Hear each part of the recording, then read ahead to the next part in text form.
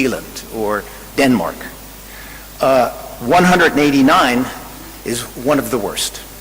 So I've just picked out the 6th best African performers and the 6th worst. And you can see the very best is Mauritius, followed interestingly by Rwanda, which is moving up on the ease of doing private business. But even the good ones, look at the 6th best, which is Zambia, which has gotten some criticism here. It's only 97th. It is difficult to do private business in Africa. If you want agribusiness to flourish, which is essentially a private business, or should be a private business, this has to change. Now, each of these points are related. One of the reasons why the enabling environment for private investment is so bad is that government price and trade policy often taxes agriculture in Africa. In my country, agriculture is heavily subsidized.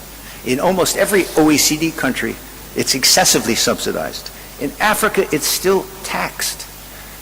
How to compete?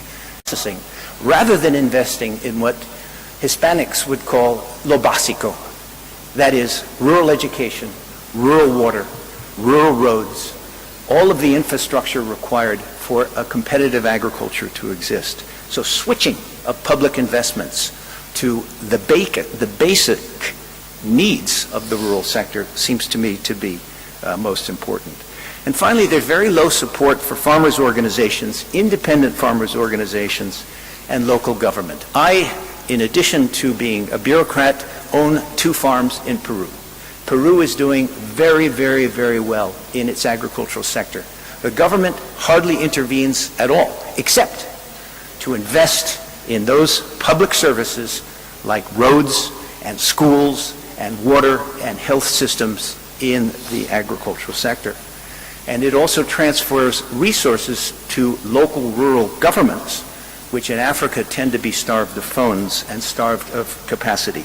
And it works. Agriculture in Peru is booming. So, next slide. Let's not let the donors off the hook. External factors hurting performance are important. The donor situation is a mess. In economics, we call it a fallacy of composition. Most donors think that their projects are doing well, but they don't realize that the other donors next door are often providing competing advice and competing projects. Conflicting advice, failed projects, many donor projects fail. The donors like to blame government. Government deserves, in many cases, a lot of this blame. But the fact of the matter, like an alcoholic, the donors are not admitting their own problems. I've worked for 2 big donor agencies, the World Bank, where I was Director of Agriculture, and IFAD, where I was Head of Operations. And I have to say, like a drunk, to admit that there were tremendous errors and huge numbers of projects which failed. Doesn't mean they all fail. And one of the reasons that they fail is competition between them and a lack of understanding what the other donors are doing. And here I would like to give plaudits to the African Development Bank. If you want to read a recent agricultural strategy, read what the president of the African Development Bank, Akin Adesima, has done. It's a pretty good agricultural strategy. And in that strategy, you will see an admission that the African Development Bank agriculture projects have worked poorly, and that the need to coordinate the donors is absolutely essential. And in fact, the African Development Bank offers itself up as a coordinator. Finally, the OECD agriculture subsidies and trade restrictions. There's a lot of literature. This has been going on for 20 years. Most of the OECD countries don't admit that their subsidies and their trade protection hurt agriculture. All of the academic literature, this is one thing is agreed, all of the academic literature points to the negative impact on African agriculture and indeed on developing country agriculture of these internal subsidies and trade restrictions. The amounts, the quantification of the amounts of these subsidies, although they're going down, are huge. The subsidies to OECD agriculture are way in excess of all of the agricultural aid provided to all of the developing countries in the world. So what is the action agenda? This is my last slide. If you turn it, it's very simple, but very difficult to implement. It's to resolve these fundamental constraints. Improve the ease of doing business. Mauritius, Botswana, Rwanda have shown the way. It can be done.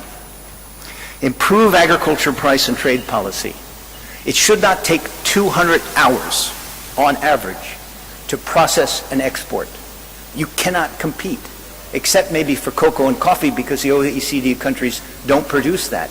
But you cannot compete on the market for chocolate, for example, with this kind of restriction.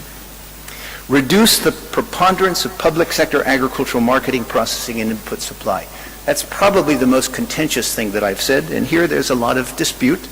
But I feel that in order to invite the private sector into these things, the government sector is going to have to find a way of reducing its control, not eliminating it, possibly partnering with the private sector. And here I have to give, again, a plaudit to the African Development Bank. They recognize the importance of public-private partnerships in agriculture. I think that's the way to go. Expand public investment in agriculture and rural development, solve these problems of rural water, rural electrification, rural education, rural health. It's a big agenda. But as we heard in the last session, even solving the rural education problem is a big challenge. That's where governments should focus much of their effort in the rural space. And again, I've said this already, but focus on public-private farmer-donor partnerships in technological innovation, irrigation, rural finance, climate change adaptation. Bring the private sector in as a partner. Don't push them out, as has been done so frequently in the past. And finally, support the growth of independent farmer organizations. Farmers can organize themselves. I'm a member of a cooperative in Peru. It has no government interference at all.